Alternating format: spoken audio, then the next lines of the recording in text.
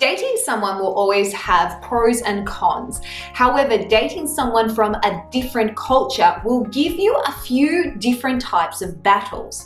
So what will they be, and what are some of the things that you will experience if you are actually dating someone who has a completely different culture to you? Let's talk about that in this video.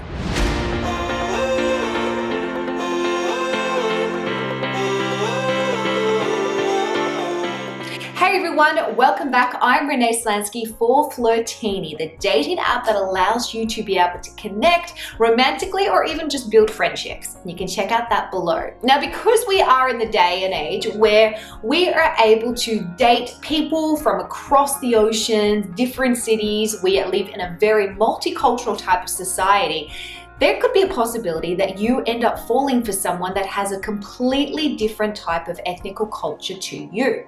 So what are some of the battles that you're going to come across? What are the good things and also the bad things? Now, before I jump into that, don't forget to subscribe, give me a thumbs up or a heart, and drop a thanks Renee if this video is helping you. Okay, the first thing that you're probably going to find if you are dating someone from a different culture is this. You will have different views, opinions, and possibly even morals. For example, if you are somebody that is Christian and you are dating someone that is Indian and they have a Hindu belief, then you may not see eye to eye on certain things. They will have a different idea on God, on religion, on maybe even how the world was made, and you will have your Christian perspective. Another thing that you might find is if you're dating someone that is from an Asian culture and you are somebody that is from a Black culture, we need to understand that the way that we're raised and influenced for generations of what that culture actually does really shapes us as a person and also affects the way that we handle relationships. So this is something that you need to be able to have an open mind about. Just because they think differently to you doesn't necessarily mean that they're wrong. However, you do have to ask yourself, is their idea, their opinions, the way that they have their values and morals, is it something that is just going to constantly make me question what we have together? Or is it going to make me resent them? Because that actually will represent a lack of compatibility. Number two, a big thing that you will probably experience if you're dating someone from a different culture is your family or your friends may not accept them. Especially certain cultures where they feel that it is necessary that that person has to date somebody from the same culture. There can be a lot of conflict, especially when it comes to family. Now, I have done videos on what to do if your parents don't like your partner, and I would suggest checking that out. However, what you need to do is remember that essentially you're the person who is dating this person, not your family. However, if your family has a huge impact on you and your peace and your joy, you may be put in a position where you have to choose either between the person that you're dating or your family. Maybe you will have to have some hard conversations with your family, setting some boundaries, asking them to accept the person that you're dating, asking them to be open-minded. Doesn't necessarily mean that you're going to get the answer that you want. And in most cases, it becomes a little bit messy, especially if one family is really set on their idea of who they want you to date. At the end of the day, you are your own person and this is your life. If you decide that the person that you date is, even if they're from a different culture, somebody who is right for you, who's compatible for you, then that is more important. Number three, your future intentions might be a little different, and that's because certain cultures have ideas that are different on marriage and moving forward. Some cultures are all about, yep, let's get married straight away, let's have a lot of children. However, that may not be the idea or the path that you want to be able to head down. Now, if you're in the early stages of dating, it doesn't mean that you need to start drilling them about questions of the future because you're still getting to know them. However, it might be a good idea to pose the casual question in there about, what are their ideas of a serious relationship? What are their ideas of, wanting to build something solid together later on down the track if things did work out? Having an idea of where their head is and what their culture is when it comes to building a future relationship together will help you really assess whether or not you're on the same page and you're wanting the same thing. Don't feel that you should be forced into doing everything that they want you to do just so that you can fit in with their culture because their culture is so strong.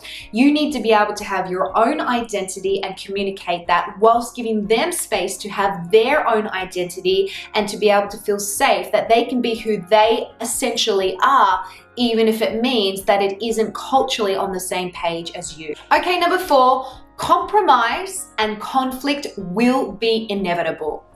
Now, in any sort of circumstance when you're dating someone, there's always going to be some compromise and conflict along the way because you have two people coming together. However, if you're dating someone from a completely different background and culture to you, then there's probably going to be a little bit more compromise and conflict.